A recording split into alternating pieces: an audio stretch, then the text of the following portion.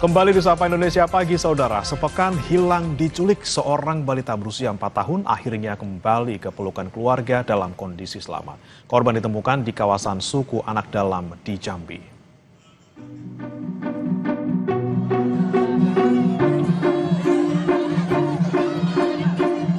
Tangis haru dan rasa syukur dirasakan orang tua balita yang berhasil diselamatkan dari penculikan. Sang putri akhirnya kembali ke pelukan dalam kondisi selamat setelah sepekan hilang. Korban ditemukan pada Sabtu 8 November 2025 di Kabupaten Merangin, Provinsi Jambi setelah hilang selama sepekan.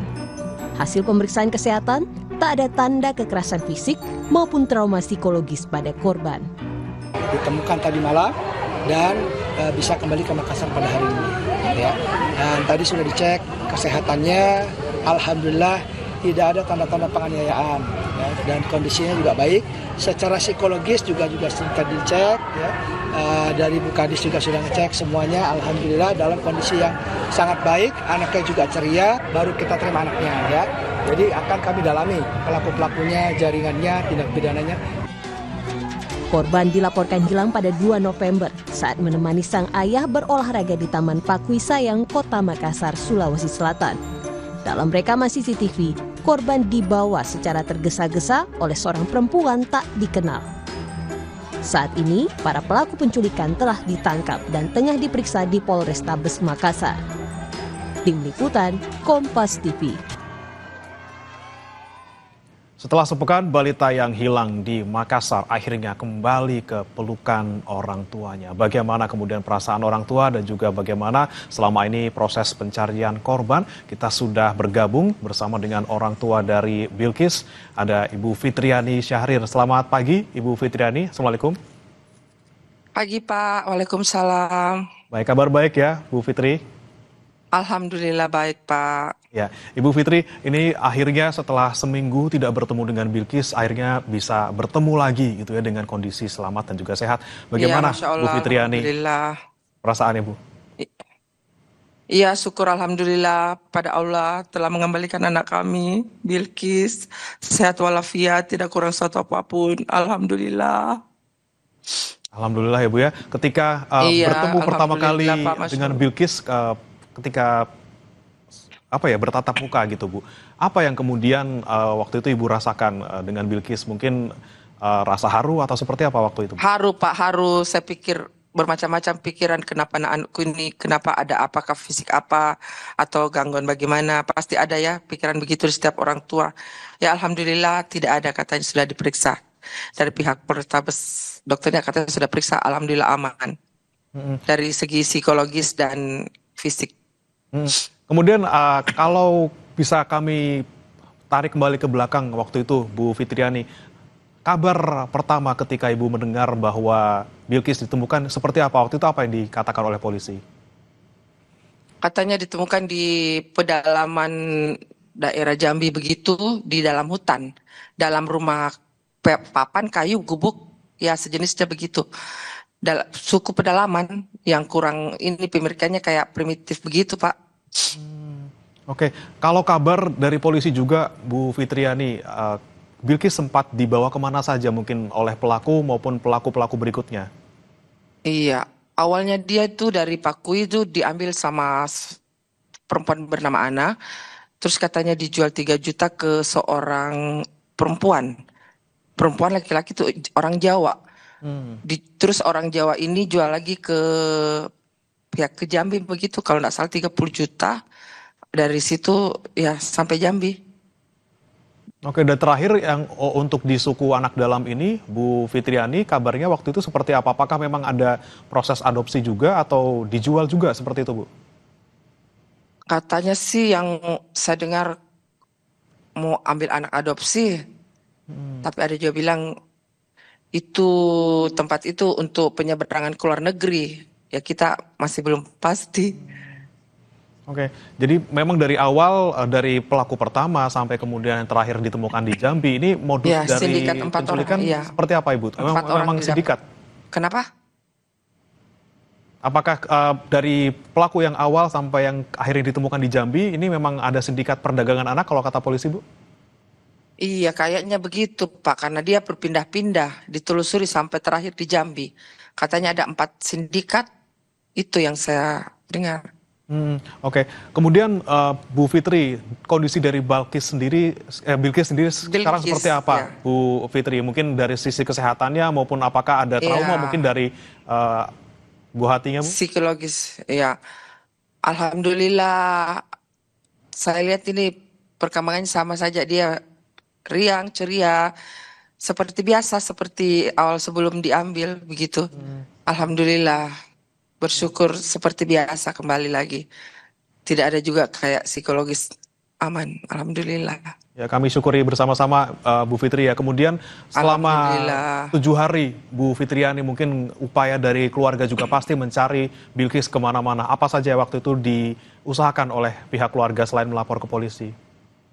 Ya, kita pihak keluarga juga di sini apa menerawang kayak itu paranormal begitu, semua kita jalani. Katanya ada di sini, kita ke situ, ada di sana, kita ke sana. Ya kita jalani semua alternatif, Pak, demi dapatnya ini anak. Dicoba segala usaha, tapi kembali lagi kepada Allah toh, Pak. Alhamdulillah sudah dapat. Iya, segala cara kita tempuh. Apa Apa yang yang dibilang kemudian kayak itu paranormal, iya. Apa yang kemudian membuat Bu Fitri kuat dan juga yakin bahwa Fitriani, maksud kami Bilkis masih ada di sekitar lokasi, tidak berpindah pulau dan kondisinya juga masih dalam keadaan sehat. Apa yang membuat keluarga waktu itu sangat kuat dan sangat yakin, Bu Fitriani? Iya, karena kita pikir ada aja paranormal bilang katanya ini sudah keluar pulau, keluar Makassar. Ya sempat ada ketegangan haru begini sedih kenapa-napa itu anak di luar sana kasihan. Ya kita kembali lagi berdoa kepada Allah. Alhamdulillah dikembalikan dengan sehat walafiat. Baik, Bu Fitriani, ketika waktu itu sempat mungkin Bilkis hilang waktu itu ya, itu seperti apa Bu Fitriani kronologinya? Apakah memang waktu itu lepas dari pengawasan atau seperti apa waktu itu, Bu? Iya, waktu awal itu bapaknya bawa maintenance di Pakui. Bapaknya sedang maintenance, dia main di sebelah kan ada kayak playground. Di sebelah dia sempat melirik Ikis, ada. Terus sempat dia ke papanya cari lagi, dia sebut namanya Bilkis, sudah tidak ada itu anak.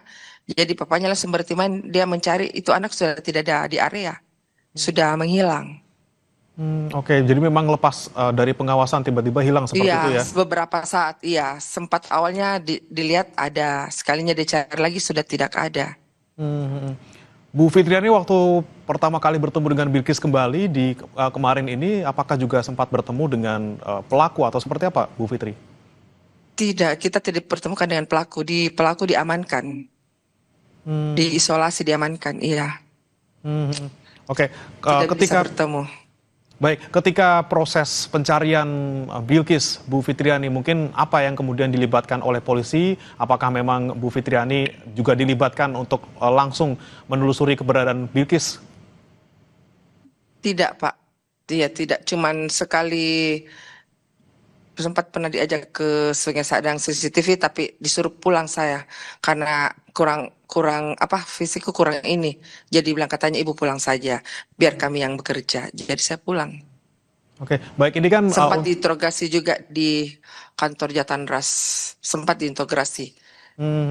baik, terakhir Bu Fitri, dengan pelaku ini kan ada beberapa pelaku. Pelaku pertama ini kan perempuan seperti itu ya. Apakah memang Perempuan. Bu Fitri ini sempat punya relasi atau mungkin orang terdekat di keluarga ibu mungkin Bu? Maksudnya?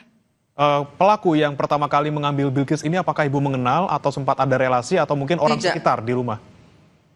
Saya tidak mengenal, Pak. Saya tidak mengenal ini pelaku si Ana. Saya tidak tahu. Baru lihat juga itu waktu di CCTV yang beredar. Baik, sama-sama kita syukuri Bu Fitriani, Bilkis Alhamdulillah datang dalam ya, kondisi Pak. selamat tanpa kurang suatu apapun dan semoga ini Amin, juga bisa amin, menjadi amin, ya pelajaran bagi keluarga juga untuk bisa mengawasi anaknya dan Iya, juga Pak. kami harapkan Bu Fitriani, Bilkis selalu sehat dan juga bisa Amin, terus amin, ya Allah, bersama amin. keluarga. Terima kasih Bu Fitriani Iya, Syahrir, Bu, Ibu sama-sama. dari Bilkis, korban penculikan di Makassar, Sulawesi Selatan sudah bergabung bersama kami. Selamat pagi, Assalamualaikum.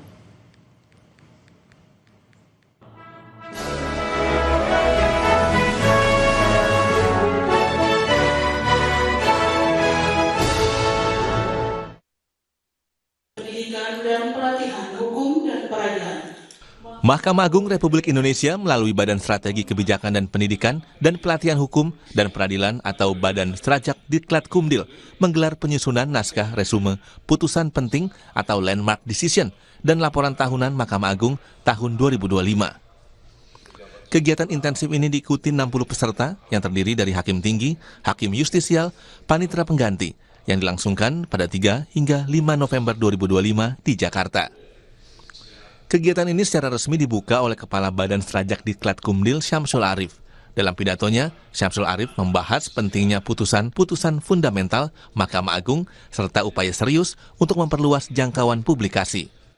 Putusan-putusan penting dari Kamar Pidana, Perdata, Agama, Militer, dan Tata Usaha Negara akan dikompilasi dan disajikan dalam laporan tahunan MA 2025. Dipilih berdasarkan kaidah hukum yang memiliki implikasi terhadap perkembangan hukum di Indonesia. Kegiatan ini adalah kegiatan terkait mengenai penyusunan putusan landmark decision, lalu kemudian pengalih bahasaannya ke dalam bahasa asing, ya Inggris, Arab, China.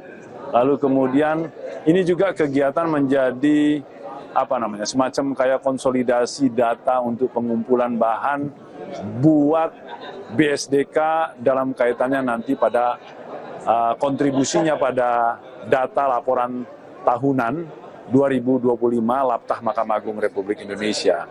Dalam hal penyusunan landmark decision, tentu BSDK akan menyusun itu melalui beberapa tolak ukur. Bukan semua putusan ini penting dalam kaitannya ada kaidah hukum baru, tapi juga landmark decision itu kaitannya dengan mengisi kekosongan. Sementara itu, Kepala Pusat Strategi dan Kebijakan Hukum dan Peradilan Mahkamah Agung, Andi Akram, meyakinkan, selain penyusunan narasi strategi kebijakan dan pendidikan, pelatihan hukum, dan peradilan untuk laporan tahunan Mahkamah Agung 2025, fokus kegiatan lainnya yaitu penyusunan putusan penting, landmark decision, sebanyak 43 putusan penting dari 4 lingkungan peradilan. Mengumpulkan beberapa putusan dari peradilan pidana, ada 4 buah putusan, kemudian pidana khusus ada 2 putusan, pidana militer itu ada 3, TUN ada 2, perdata khusus ini yang cukup banyak ini ada 24 putusan, dan perdata umum ada 5 putusan, sehingga total putusan yang akan kita coba buatkan kaidah hukumnya itu pada tahunnya adalah 43 buah. Namun itu pun nanti kita akan coba melihat mana yang sesuai dengan perkembangan hukum pada saat ini. Dari landmark decision yang kita sudah buat tersebut, kita mencoba untuk mengalihbahasakan dalam bahasa Arab dan bahasa Inggris. Inisiasi untuk mengalihbahasakan produk-produk hukum ke dalam bahasa Inggris dan Arab merupakan langkah strategis Badan Strajak Diklat Kumdil dalam mewujudkan visi Mahkamah Agung sebagai peradilan berkelas dunia. Diharapkan dengan relasi kebahasaan dan linguistik yang lebih luas, produk hukum Mahkamah Agung akan semakin mendunia, dikenal, dan dapat dimanfaatkan oleh dunia internasional.